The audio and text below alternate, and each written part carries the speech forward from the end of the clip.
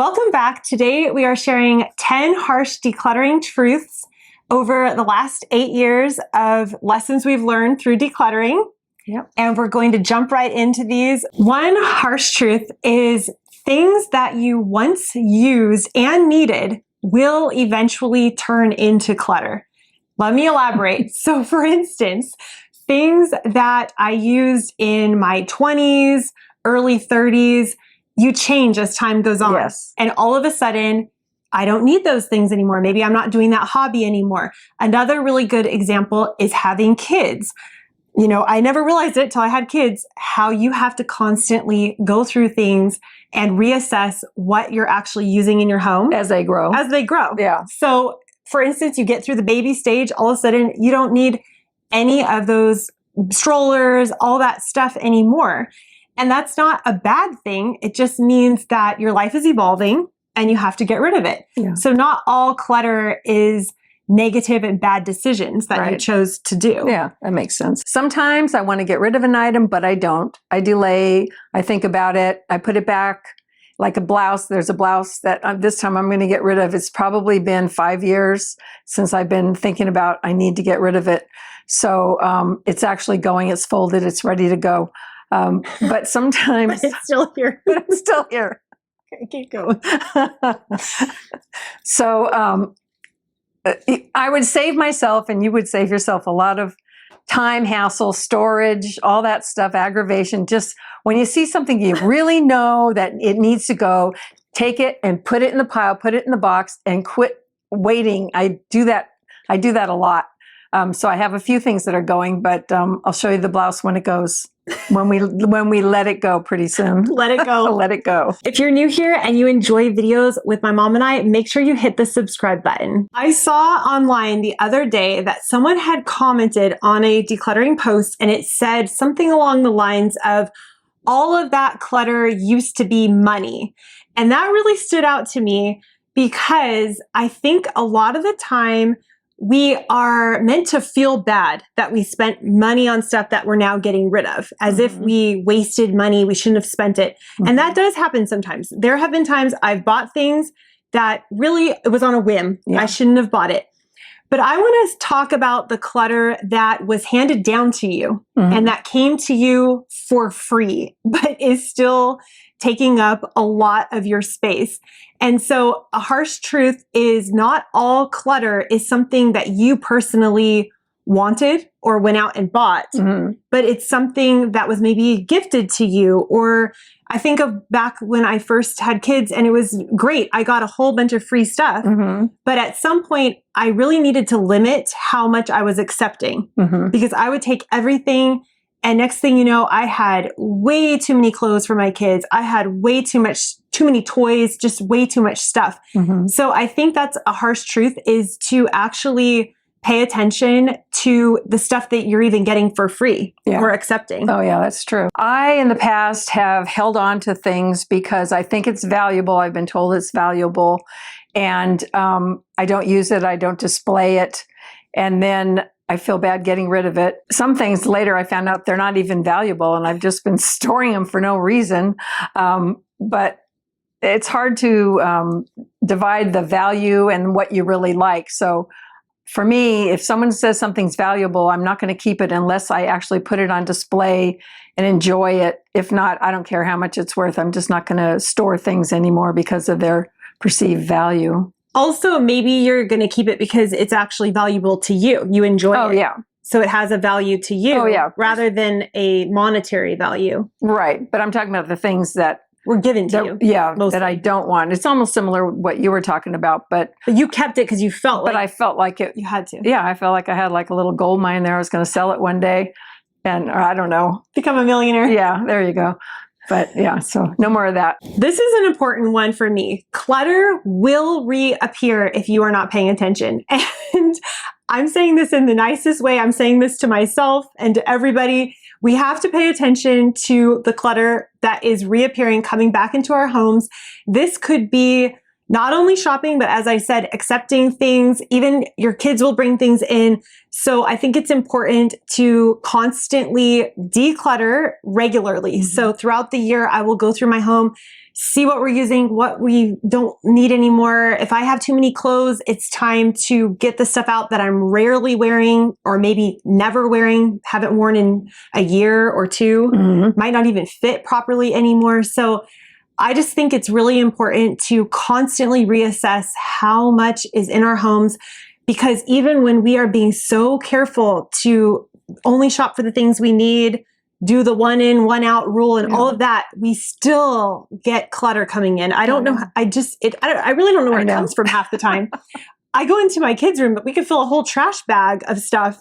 Yeah. I don't understand it, but it creeps in. So it's really a thing. Clutter creep, they call it. Oh, okay. And so it's important to constantly reassess it. Yeah. Before we get to some more decluttering harsh truths, I want to share something very helpful, especially if someone you know or you are looking to get on Medicare, or if you're already on Medicare, this can also be helpful. That is Chapter. Medicare can be very confusing, and Chapter is here to help. A quick call with Chapter can help you find the right plan for you. The call is completely free and there's no pressure to sign up. I called Chapter and I spoke with an advisor, and they let me know that I was already on the right plan for me. It was so easy. But if they find a better plan for you, they can help you switch very easily. Chapter is the only national Medicare advisor that compares every plan so you can see all of your options. For free and unbiased Medicare help, dial 218-845-3773 to speak with my trusted partner, Chapter, or go to askchapter.org/Torrens. And thank you to Chapter for sponsoring this video. Another harsh reality is you need to start decluttering when you're physically able to and mentally able to, because it gets harder.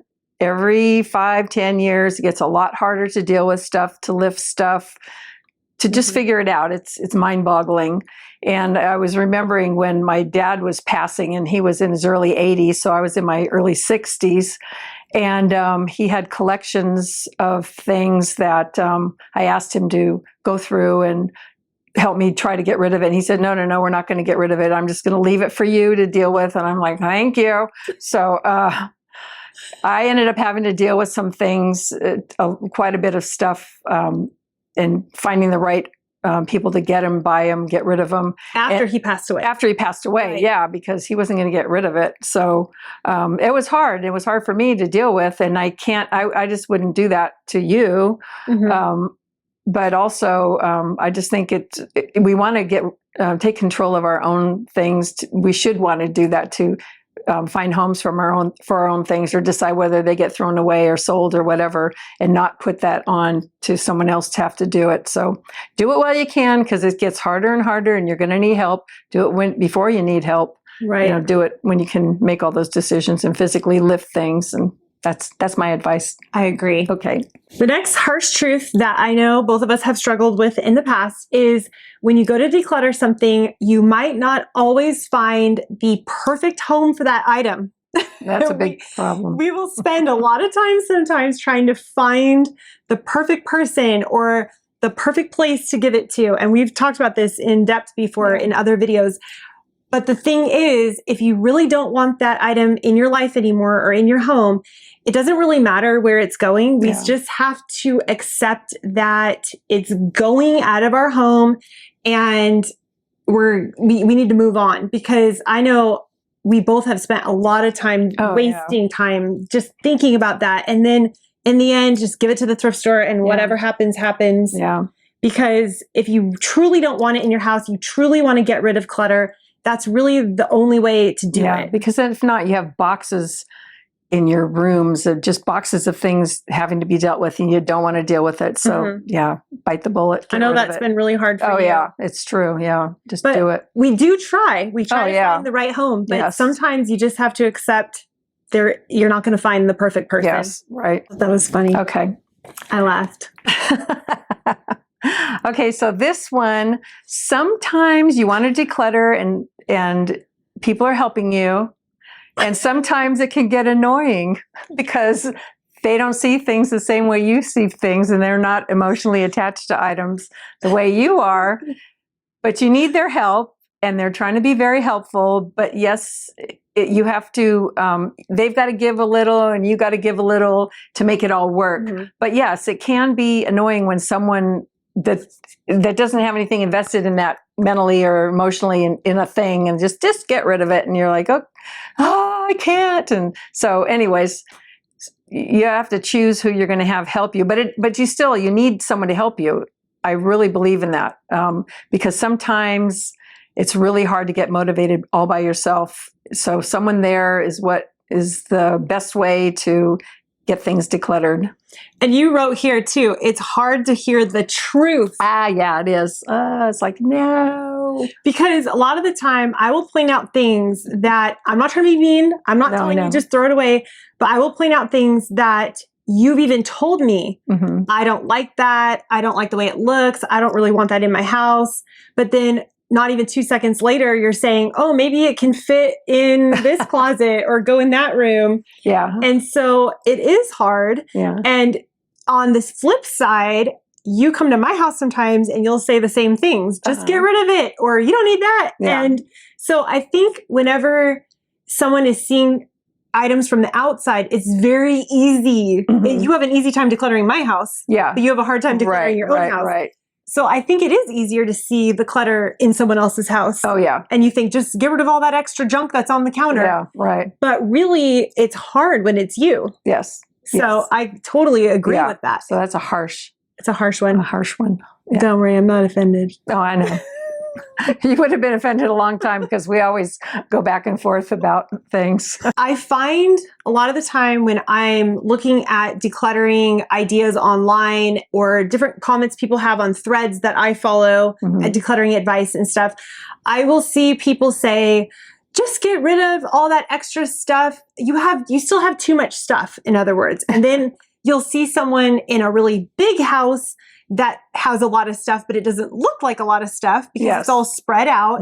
But if you took all the stuff, for instance, when you moved to this smaller house and try to shove it all into a smaller home, all of a sudden it looks like you have way too much clutter.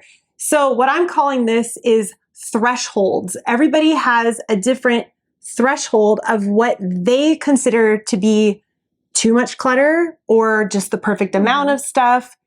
And it really comes down to your own personal preference of how much you want to see out, how much stuff you want to deal with, because there are a lot of people that are happy to deal with a lot of stuff. Yeah. And so for them, they want to have a little more. And then there's people more like me in a lot of situations where I would rather not have any of the extra stuff because it just stresses me out. Yeah. So I think when you're decluttering, it's really good to come up with your own threshold of how much you decide you are going to keep. It's hard to follow someone's exact rules. Oh, yeah. Or following someone's exact playbook of how to do it. Right. And so it will vary a lot. I guess that's where I'm trying to go with this. Here's another harsh decluttering truth. People don't want your old stuff. They don't want to, the thrift stores don't want most of your furniture. They only want the stuff that they can sell easily. They don't want to store it. They don't want to deal with it. And you can try giving it to your friends and family or put it on Facebook Marketplace. But the truth is, when you decide to get rid of some big things, a lot of times people just don't want it. So you have to get creative. Like the trash pickup. Or, I don't know what, put it out for free but sometimes and don't get stuck with it. If you don't want it, it's got to go. Back to Grandpa, remember when we cleaned out his whole entire house? He had really nice, expensive furniture from one decade or another. I don't know what decade it was, but it was in perfect condition, rarely even sat on couches and stuff. We could not give that stuff away. We tried a garage sale. We said free out on the yard. Nobody wanted it. We finally packed it up, and I think we tried 2 different drop-off locations before someone would finally accept it. So it was tough to get rid of all those things. It was really hard. Next step would have been the trash. Yeah, I know. You'd be paying, you haul it, come get it. You pay them to come get it. Okay, so the other harsh truth is, if you don't start now, you'll never enjoy the clutter-free life. I totally enjoy my clutter-free life. I love opening cabinets and having room in cabinets, even with downsizing the house, and just the garage is not so cluttered anymore. But we had to start like 7 or 8 years ago for me personally to get to where we are now. My clothes closet, I have this much. That's it. I don't have tons of clothes like I did. I had boxes and shelves and bags under the bed, and I had just so much. But you have to get started. So start now or you'll never live it. Yeah, you'll never get to enjoy it. I love that. Yeah. Because that's really what it's about. Oh, every day I enjoy it. I'm amazed. And I say to myself, like, where's all that stuff I had? I had stuff everywhere, and now I don't. It's like what you see is what you have. You don't have anything extra hiding somewhere. I see you being happier and being able to focus more on what you really like to do, like your art and stuff like that. Yes. The last harsh truth that I think a lot of people can get confused on is decluttering is definitely not the same as just organizing. Oh. Because a lot of the time we would go to your house and sometimes we would just be shifting things kind of from one spot to another spot. Yeah, I got a name for that. Shifting the shit. Okay. We would just shift things from one spot to another spot, maybe get rid of a few things. But like you just mentioned, you have to start slowly, especially if you have a hard time decluttering. You have to build up your decluttering muscle like you and Dad did. Yes. And once you get into the, snowball effect of decluttering, you like the way it feels. All of a sudden, it's easier to organize. It's easier to find things. And like you said, you start enjoying your home. Yes. And therefore, you are more likely to want to get rid of more. Yeah. It's that whole snowball. And the other thing is, on that thought, is I will get rid of things. Like I came across items that were in a cabinet I got rid of.